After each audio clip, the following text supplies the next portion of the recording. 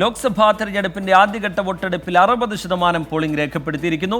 മുഴുവൻ മണ്ഡലങ്ങളിലും വോട്ടെടുപ്പ് നടന്ന തമിഴ്നാട്ടിൽ 62.08% polling.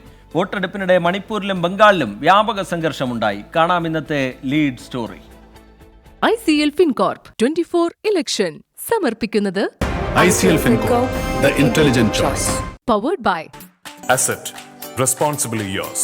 Plaza Premium Gold, the universe's finest ice cream. in association with Durashine Roof and Wall Sheets. ഒരു ടാറ്റ ബ്ലൂസ്കോപ്പ് സ്റ്റീൽ ഉൽപ്പന്നം. ACCA CMA CA പഠിച്ച് ജയിക്കാനുള്ള ശരിയായ മാർഗം. എലാൻസ് 0% പണിക്കൂലി, 100% സന്തോഷം. Al Muqtadir jewellery group, India, UAE.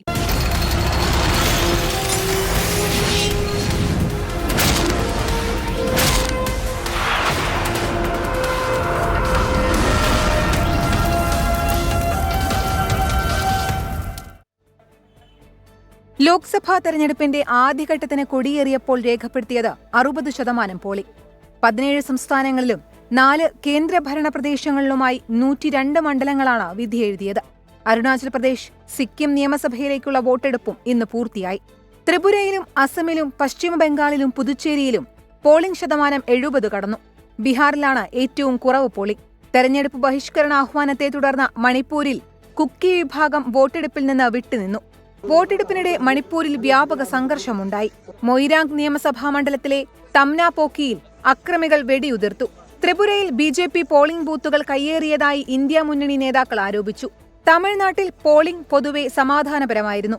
സേലത്ത് വോട്ടു ചെയ്യാനെത്തിയ 2 പേർ സൂര്യാതാപമേറ്റു മരിച്ചു.